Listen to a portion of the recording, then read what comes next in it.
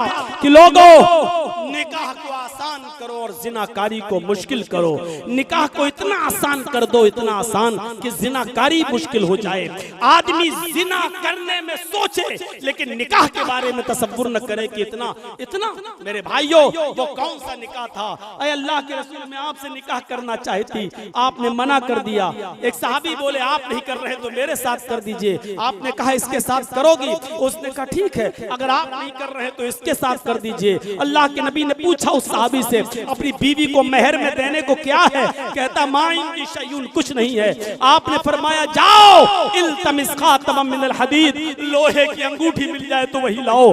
आया, कहता मा वजदतु खातम मिनल हदीद, की अंगूठी भी नहीं मिली। आपने पूछा कुरान कितना याद है? कहने लगा ये सूरत, ये सूरत, ये सूरत, ये सूरत, ये सूरत। आपने उस औरत से पूछा अगर तेरे शौहर के पास माल देने को नहीं है, कुरान की इन्हीं सूरतों को मेहर बना दूं और ये सूरतें वो तुम्हें सिखला दे और यही तेरा मेहर हो जाए तो क्या तुझे मंजूर है? कहने लगी अल्लाह के रसूल, जिस औरत के निकाह में कुरान की सूरतें मेहर बन जाएं, उनसे ज्यादा पाकीज़ा और बाबरकत निकाह किसका हो सकता है?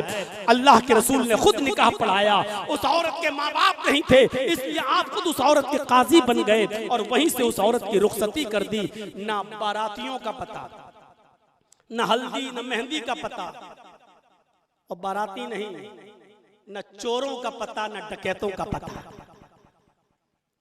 न भीख मंगनी का पता। पल्सर लूंगा, 4 व्हीलर लूंगा, ये इंटरनेशनल भिखारी है जो डिमांड करता और मांगता है। इनको मैं इंटरनेशनल भिखारी कहता हूं, इंटरनेशनल भिखारी। अरे दरवाजे पर कोई लंगड़ा लूला आए तो 10 रुपए देने में अच्छा लगता है, कहता है अल्लाह के नाम पे दे दो। ये कमीना अपने बेटे के नाम पे कहता है 4 व्हीलर लूंगा, फॉर्च्यूनर लूंगा, हैं आर्टिका लूंगा। तो अब आप बताओ, जो 10-20 रुपए अल्लाह के नाम पे मांगे वो बड़ा भिखारी है, या जो फॉर्च्यूनर मांगे अपने बेटे के नाम पर? इन दोनों में से फैसला करो, इंटरनेशनल भिखारी कौन है? फैसला करो। बोला लगेगा, लगता रहे।